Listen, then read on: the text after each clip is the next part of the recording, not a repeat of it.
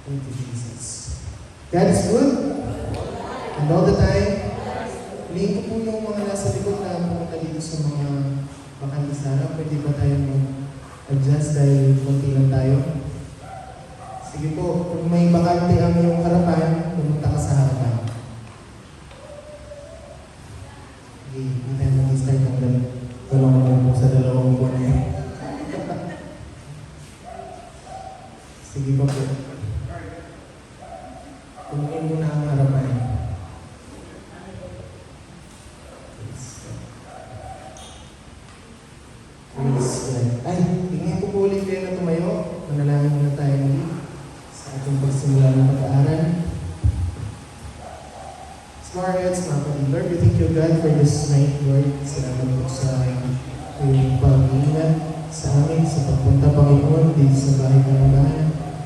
Sa pag-aaral na yan, Panginoon, nawa ikaw ang aming maitaas. There is nothing more important in this world than to know you, God. Maintindihan naman namin, Panginoon, ang aming pag-aaralan sa gabing ito. Gamitin po ang aming mga pandinig upang makarinig, ang aming mga pangunawa upang makaunawa, Panginoon. Makilala ka pa namin ang lubos. Turo niyo po sa amin kung saan ang tamang katuruan, Panginoon. Gamitin niyo po yung lingkod. Wala kang magagawa kung wala ka po. Bless your word. Sa iyo po ipasalamat. In Jesus' name, we pray. Amen. Tapos na po tayo sa ating pag-aaral patungkol sa pagka-Diyos ni Jesus.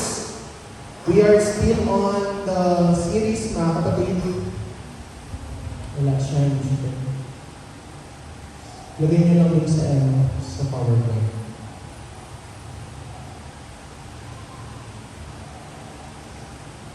Sige ba? May next ba? Hindi siya pwede. Sige, next.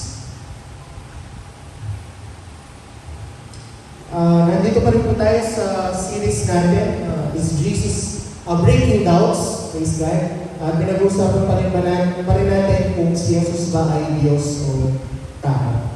We are now on the part 5 out of 7 parts dito sa ating tanong. We are now on the chapter 10. Is Jesus God or man? Tapos na po tayo sa topic na si Jesus ay tunay nga siyang Diyos. And I hope naiintindihan po natin ang katotohanan ito na si Yesu Cristo ay Diyos. Meron ba tayong tanong doon sa part na yun na si Jesus ay Diyos? Meron ba tayong mga tanong sa part na yun? Amen? Kung wala na ay pag-aaralan naman natin simula sa gabing ito, Jesus being fully man. Si Jesus din po ay tunay siyang tao. Starting tonight, we will study the terms Jesus being the Son of God and also the Son of Man. So, hindi lang siya Diyos. Nung siya po ay nag-ministeryo dito sa lupa, tinawag po siya sa dalawang terminology nito. Siya ang anak ng Diyos at siya rin ay anak ng tao. Son of God and Son of Man. Pag-uusapan natin ano yung ibig sabihin ng Son of God at Son of Man. But before that, alam ba natin kung ano yung ibig sabihin ng Jesus at Christ, mga kapatid? Pag-usapan muna natin yung word na Jesus Christ. Pwede na ba? Parang wala siyang battery siguro. Hindi siya na-charge.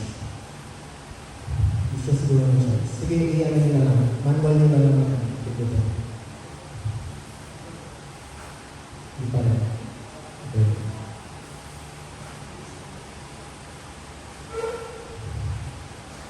Meron naman siya. Sige, pindutin nyo na lang. Basta sinabing next.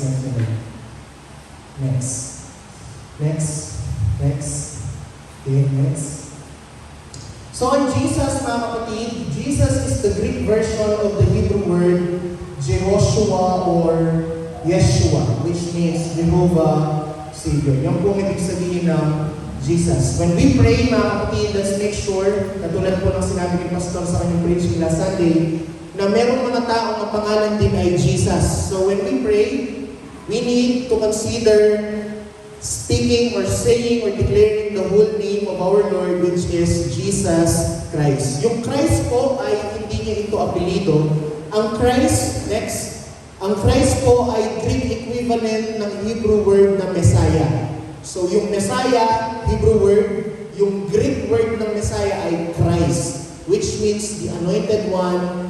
This is a title, not a name. So hindi po niya apelido yung Christ. Okay? Hindi niya rin po talagang pangalan, kundi ito yung titulo niya na binigay sa kanya dahil alam natin na siya po ang Kristo o siya ang Mesyas na inihintay natin na tagapagligtas. So that's the meaning of Jesus Christ. Si Jesus na ating tagapagligtas. So pag sinabi mo Jesus Christ, ito yung tao na nabuhay noong panahon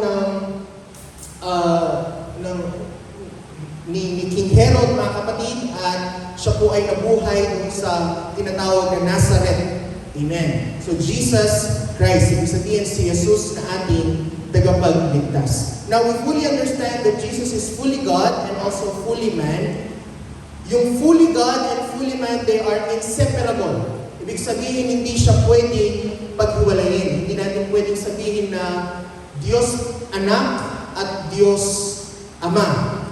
Wala ka pong nakikitang term sa Bible na God the Son or God the Father. Amen. Wala ka pong makikitang ganun.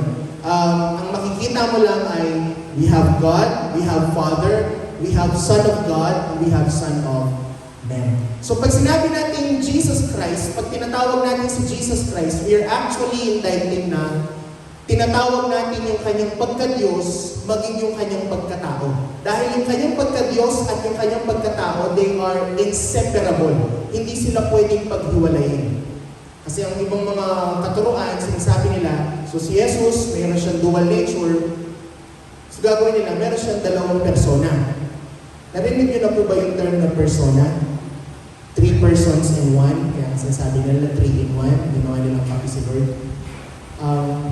Kasi ang naiisip nila is, meron siyang pagka-Diyos, meron siyang pagkatao, so dalawang kanyang persona. Pero hindi po. Yes, meron siyang dalawang nature, meron siyang dalawang katangian. Nasa kanya ang katangian ng buong nature ng pagka-Diyos. Bagamat ganoon ay nasa kanya rin ang buong katangian o ang katangian ng pagiging tao. Katulad ko, meron akong kaluluwa. Meron din akong katawan. Pero hindi mo pwedeng sabihin na dalawa ako. I am just one. So that is the same with Jesus Christ. Para mas maintindihan natin yung dual nature ni Jesus, we have a comparative list dito. Next. As a man, so we have 2 natures. He is fully God and He is also fully man. Tingnan natin sa Luke chapter 2 verse 7. As a man, si Jesus, pinanganak siyang bata. Bilang tao, si Jesus, pinanganak siya bilang sanggol. Sabi ng Luke 2:7, she, speaking of Mary, she brought forth her firstborn son. That was Jesus. So bilang tao, yes, pinanganak si Jesus bilang sanggol. But, bilang Diyos, si Jesus po ay hindi pinanganak. Nakikita niyo po?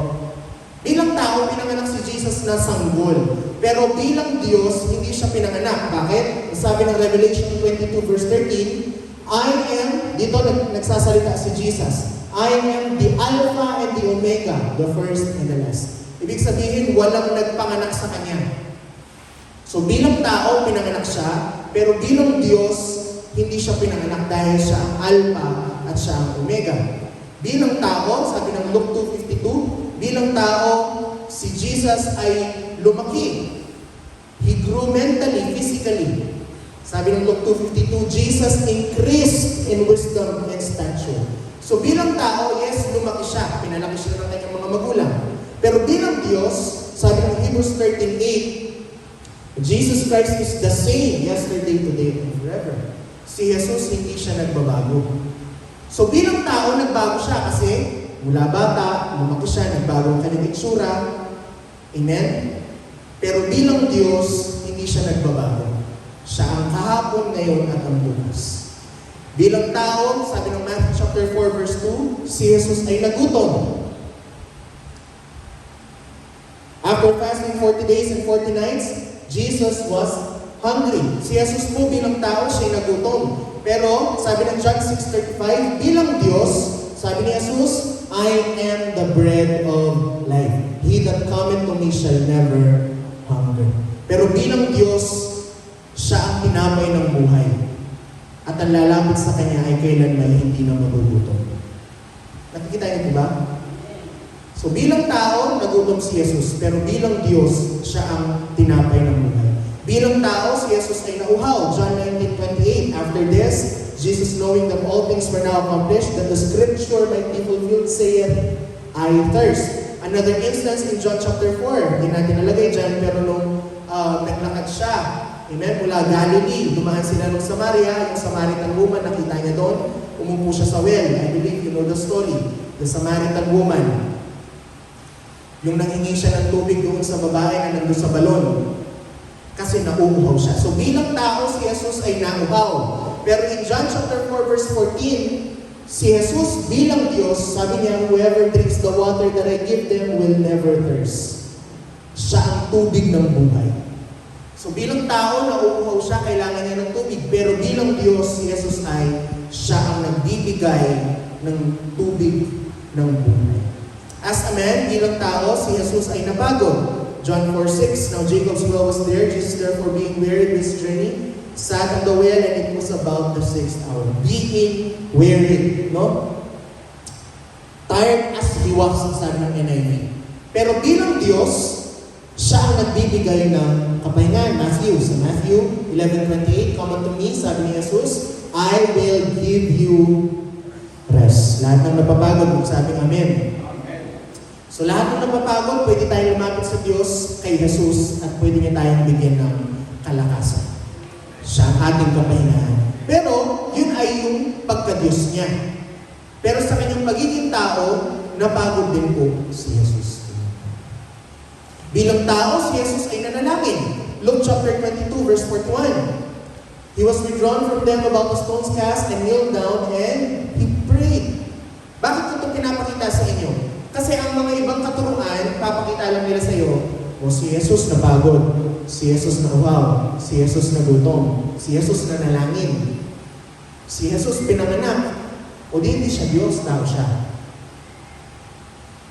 Pero hindi nila ipapakita sa inyo na si Jesus tama, napagod, nauhaw, nagutom, pinanganak, pero meron ding maraming verse din na magsasabi sa inyo na kahit nagutom siya, siya ang nagpapabusog sa atin. Kahit nauhaw siya, siya ang tubig ng buhay. Siya ang tinapay ng buhay. Siya ang nagbibigay ng kapahingahan. Kahit pinanganak siya bilang tao yun, pero bilang Diyos, siya ang Alpha at Omega. So huwag kayong malilito kapag nagsabi sa inyo na, ganito, tao lang siya. Pwede kang sumangayon sa kanya, sabihin mo, tama yan, kasi tao siya. Pero hindi lang siya tao. Bilang Diyos, ganito siya. Amen? Nandiyan ba kayo? Nakikinig ba kayo? Praise God. So bilang tao, si Jesus ay nanalangin. Pero sabi naman ng John 14:14, if you ask anything in my name, I will do it. Kita niyo po? Bilang tao, si Jesus ay nanalangin. Bakit? Upang ipakita sa atin kung paano manalangin. Kasi dumating siya sa lupa, hindi lang para ibigay ang kanyang buhay, kundi gawing example ang kanyang buhay para sa atin. So siya bilang tao, siya nanalangin, pero bilang Diyos, siya ang sumasagot ng mga panalangin. Kita niyo po ba? So yes, bilang tao, nanalangin siya nung nandito siya sa lupa.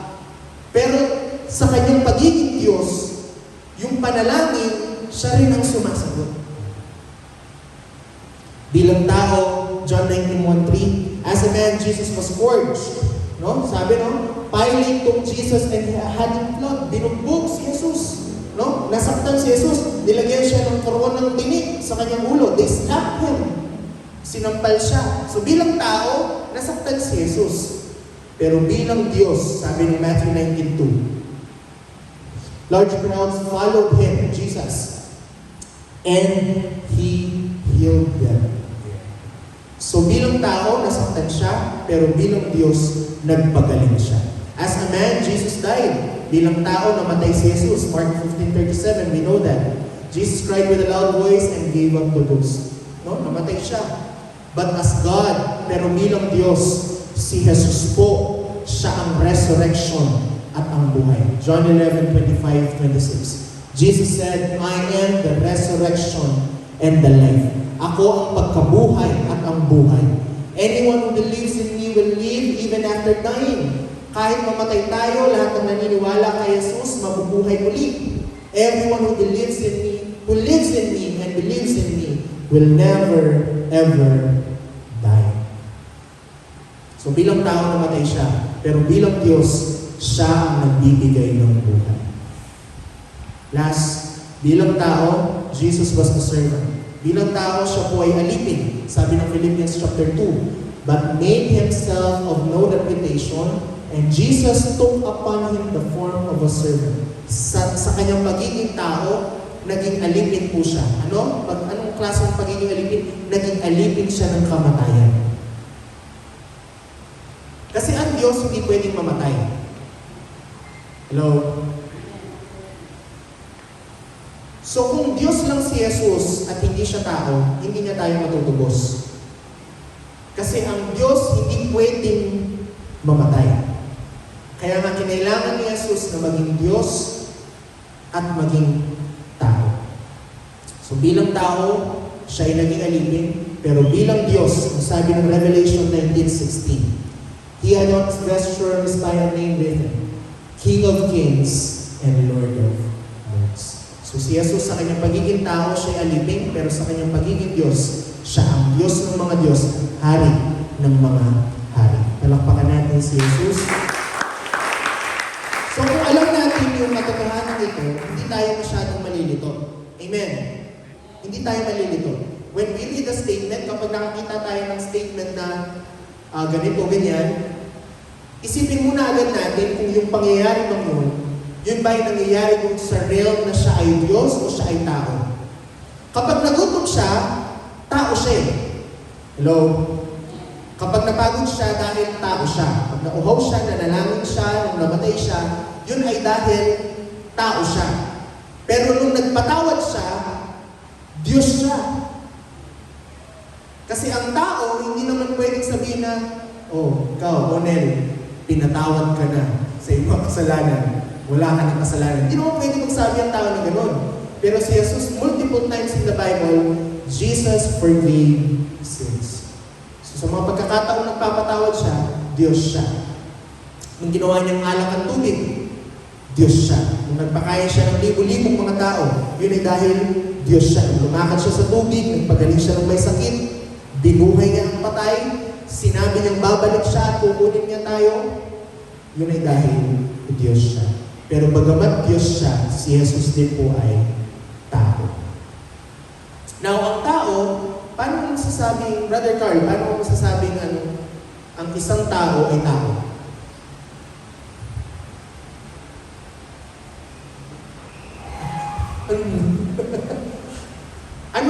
Paano mo masasabi na yung isang tao, yung isang nasa harapan mo?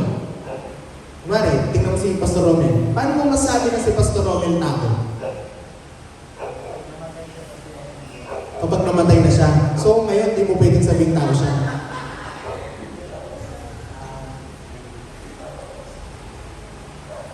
Ang tao, ano ang kinoconsist ng tao? A human person, a human has 3 ingredients. Ano yun? Anong water? Ano ito? Avatar? Flesh, spirit, and soul. Flesh, spirit, and soul. Anong pagkakaiba ng yung flesh? Alam na natin yan eh. Nakikita natin yan. Amen? Yung pinapaliguan mo, yung pinapaputi mo, yung ayaw maarawan, yung pinapabangon, yan yung flesh. Ang tanong, ano yung pagkakaiba ng kaluluwa sa spirito? What is the difference between the soul and the spirit?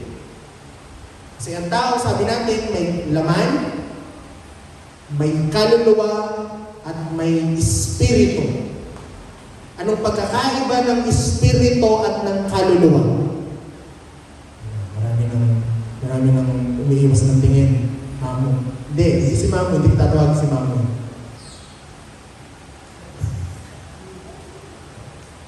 Si Mama nagtutulog-tulugan yun.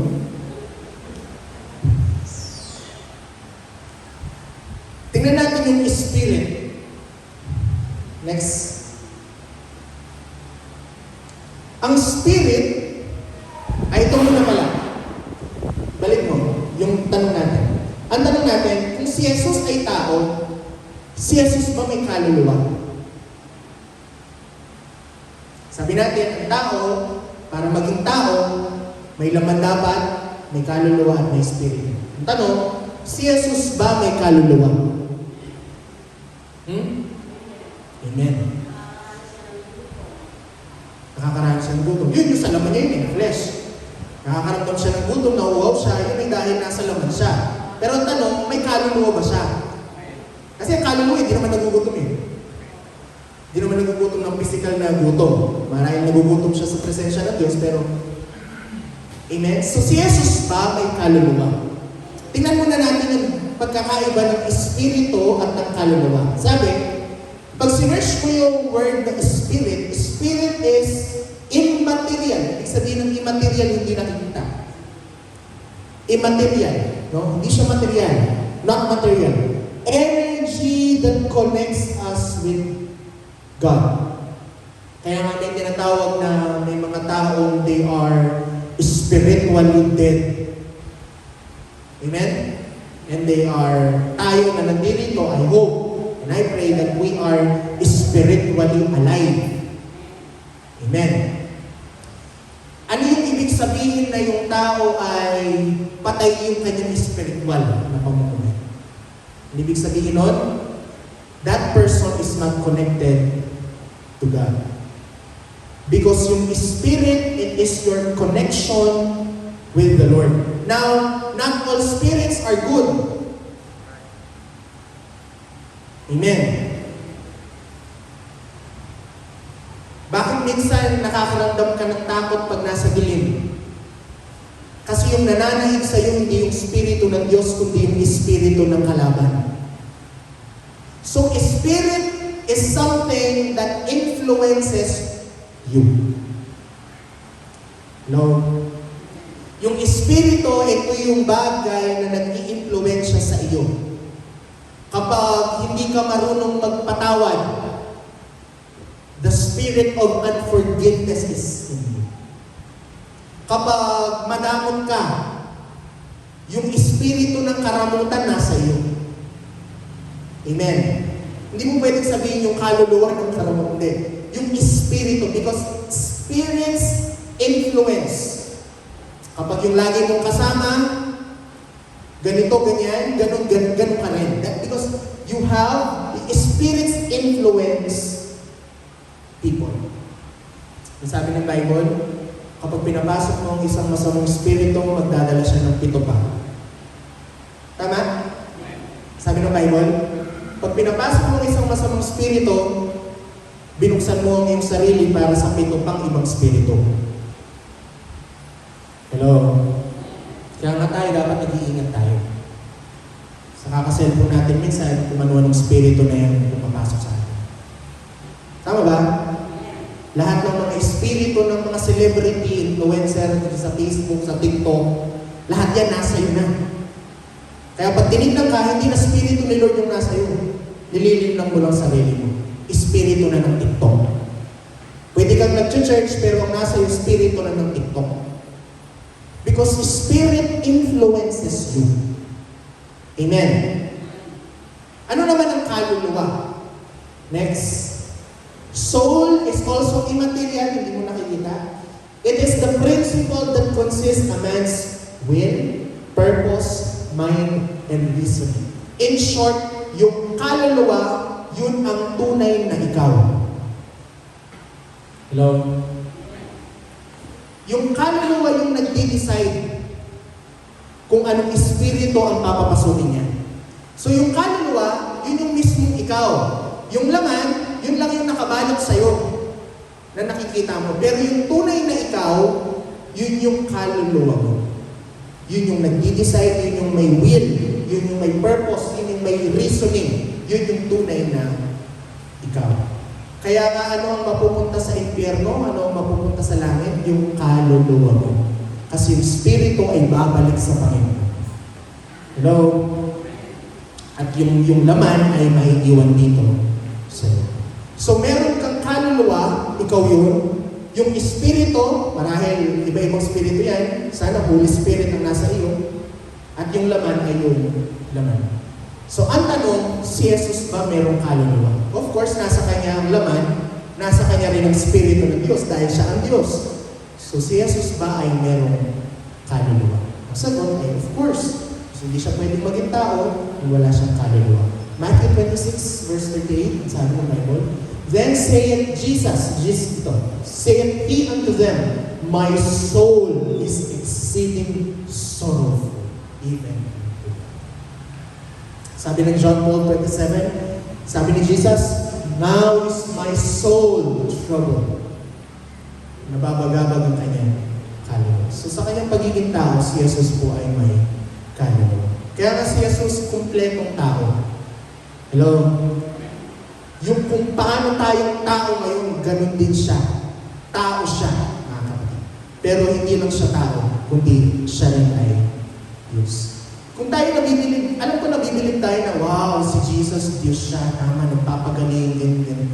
Alam nyo, na-appreciate natin yung pagiging Diyos ni Jesus. Pero sa lesson po na ito, nawa, pagkatapos ng lesson na ito, ay ma-appreciate din natin na si Jesus, tao siya. Kasi po, nakaka-inlove si Jesus kapag kilala mo kung sino talaga siya. Hindi lang siya Diyos na hindi nasasaktan. Si Jesus pala, tao rin siya na katulad ko, napagod din siya. Nasaktan din siya, lumuha din siya. Kailangan niya rin magtrabaho para may makain siya. Marahil sumakit din yung tiyan niya. Marahil nagreklamo din siya nung mainit sa kanila. Yun ay dahil tao siya. Para ma-appreciate mo yung ginawang sakripisyo ng Diyos para sa iyo, kailangan mong maintindihan na si Jesus, tao siya. Hello? Bakit ko sinasabi ito? Na kapag nanalangin ka sa ating Panginoon, naiintindihan niya kasi naging tao siya. Now, even though si Jesus ay tao, Jesus is very different from other humans. Why? Because tayo, tao lang. Pero siya, tao siya, na Diyos siya. He has unlimited power, authority, and character of God. Amen. But then again, this is the mystery of godliness. Ang yung mystery of godliness na kung paano yung Diyos pinili niyang maging tao. Sa lahat ng kapangyarihan na meron siya, bakit pinili niya na maging tao siya at maranasan yung hirap ng pagiging tao? Eh kung pwede naman siyang maging Diyos. That is the mystery of godliness. Ito hindi ito maintindihan ng iba kasi mahirap nga namang maglingkod sa tao lang. Amen? Pero para sa tinatanggap natin yun na si Jesus, tao siya pero Diyos na siya. Sabi ng 1 John 4:2-3, This is the spirit of Antichrist. Ano daw yon? Kapag daw tayo ay hindi naniniwala na si Jesus ay naging tao, ang meron daw sa atin ay espiritu ng Antikristo. Hello? Alam niyo ba yon? Na meron sa Bible sinasabi, kapag sinasabi mo lang na si Jesus ay Diyos at hindi siya tao, ang nasa iyo daw ay espiritu ng Antikristo. Kalaban ka ng Diyos.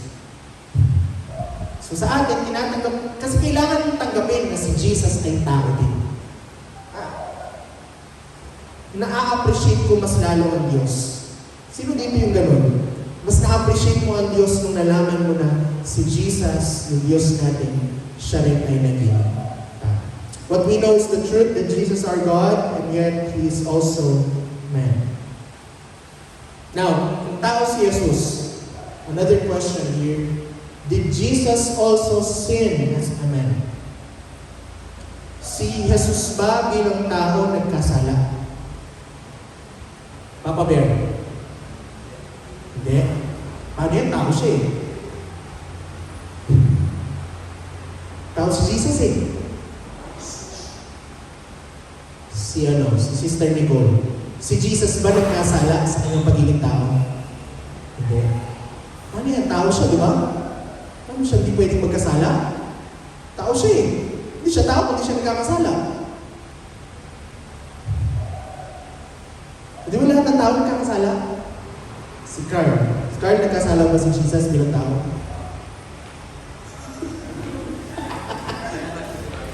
Bakit? Pag ganun siya, pag ganun. Nel, nagkasala ba si Jesus? Okay. Hebrews chapter 4, verse 15, the Bible says, "For we have not a high priest which cannot be touched with the feeling of our infirmities." Yun muna. Tingnan muna natin yung part na yun. Wala tayong dakilang saserdote na hindi tayo naiintindihan. Sabi ng Hebrews 4:15, yung unang part, yung hindi nakabold. Sabi niya doon sa taas, wala tayong dakilang saserdote na hindi naiintindihan yung ating nararamdaman. So, ibig sabihin, lahat ng ating nararamdaman, naramdaman niya. Kaso, yung second part, He was in all points tempted like as we are, yet without sin. Kaya dito papasok yung tao lang naman ako eh. But Jesus made the great example. Sabi niya, lahat ng tukso na meron tayo ngayon, tinukso rin sa Kanya. He was tempted in every way. Tinukso siya sa lahat ng paraan. Pero hindi siya nagkasala. Wow! Lahat nga magsabi, wow! So, natukso rin siya sa ganito? Tinempt din siya sa ganito? Yes! Natukso siya. Tinukso siya. Hello? Pero, hindi naman kasi kasalanan matukso. Pag tinukso ka ba, kasalanan? Ang kasalanan doon pag pumayag ka sa tukso. Hello? Pag nagpapasting ka, nakaramdam ka ng gutom, tapos sabi mo, parang gusto kong kumain. Hindi kasalanan yun. Kasi tinutukso ka eh. Hello? Hindi yun kasalanan. Ang kasalanan doon pag kumain ka. Minura ka. Sa isip mo sabi, pwede lang suntukin eh. Tinutukso ka na manuntok. Hello? Pero hindi mo ginawa, sabi mo, hindi. Patawad. Magpatawad. Hindi ka nagkasala. So si Jesus, tinukso siya mga kapatid sa lahat ng paraan. Pero hindi siya sumang-ayon sa tukso. At hindi siya nagkasala. Kaya pwede mo bang kalabitin yung katabi mo, sabi mo, huwag kang papayag sa tukso. Huwag kang papayag. Sa 1 Peter chapter 2, anong sabi? Okay. For even hereunto were we called, because Christ also suffered for us. Christ also suffered for us, leaving us an example. Ito po yung sinasabi ko kanina. Si Jesus naging tao, hindi lang para bigay sa atin ang kanyang buhay. Si Jesus naging tao, ang ating Panginoon nagkatawang tao, upang leaving us an example that you should follow His steps. Ano daw yun? Who did no sin. Neither was guile found in His. Kaya nga minsan nakakasuya na yung palagi na ng reason na tao lang kasi ako eh. Hello? Alam mo yung pagiging tao, pribilehiyo. Kasi dapat manong ka lang eh. Paano kung di ka tao? Ibis ka. Di ba nanggugulat ka lang? Feeling butterfly ka lang. Di ba? Pero tao ka. Hindi ka ibis. Kaya huwag sasabihin lagi na tao lang kasi ako. Di ba minsan nakakasawa yung mga tao na palagi na lang ang reason, tao lang kasi ako. Minsan sinasadya na lang nila, ang reason na lang nila, tao lang kasi ako. Minsan, Kristiyano na, ganyan pa rin ang reason. Tao lang kasi ako. Pag paulit-ulit, di ka na tao.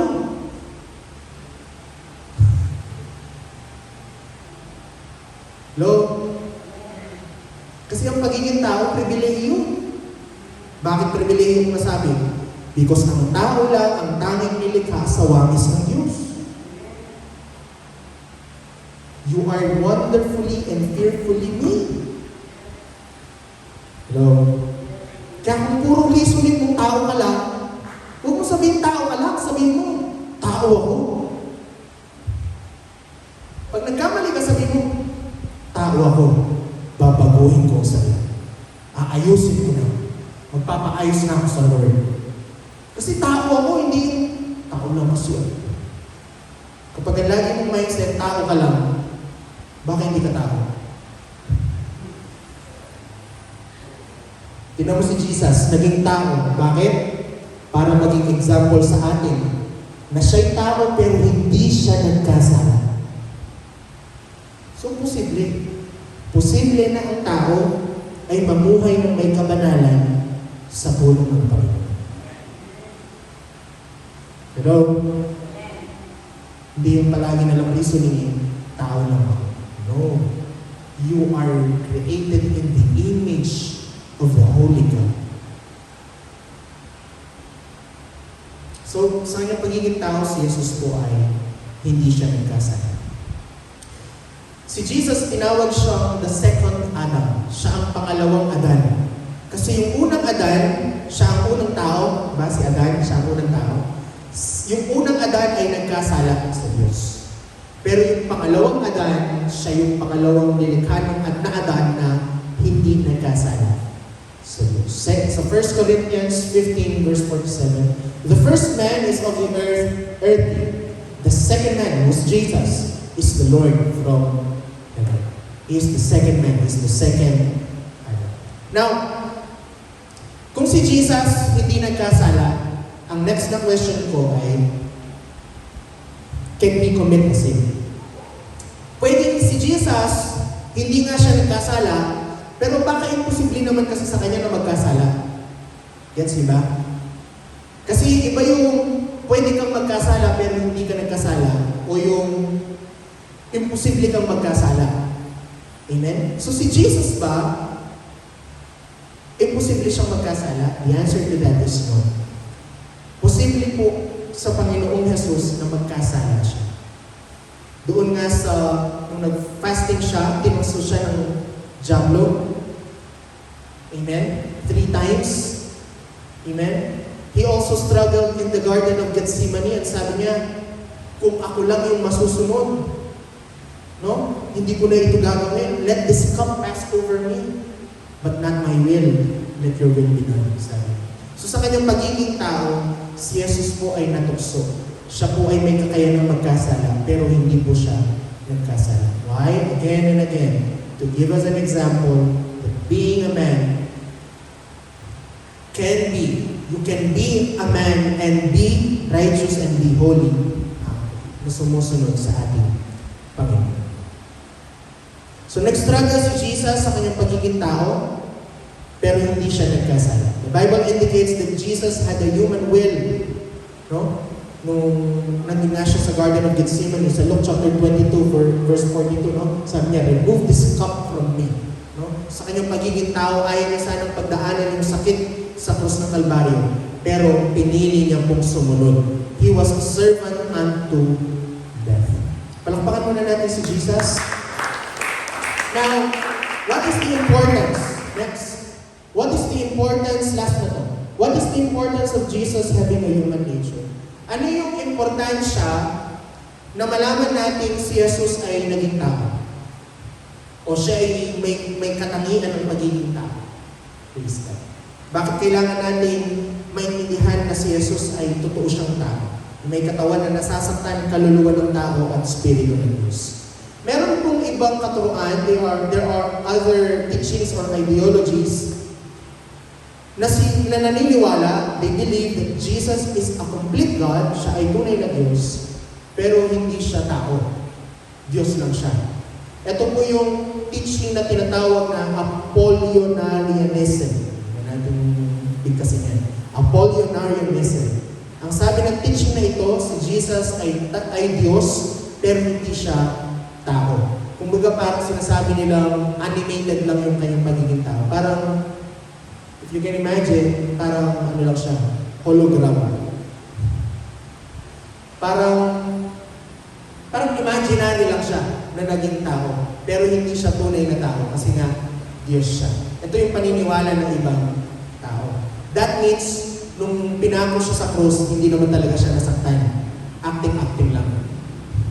That means na dahil hindi nga siya tunay na tao, nung nagutom siya, na sinabi niya nagutom siya, acting lang din yun. Dahil hindi naman siya tao.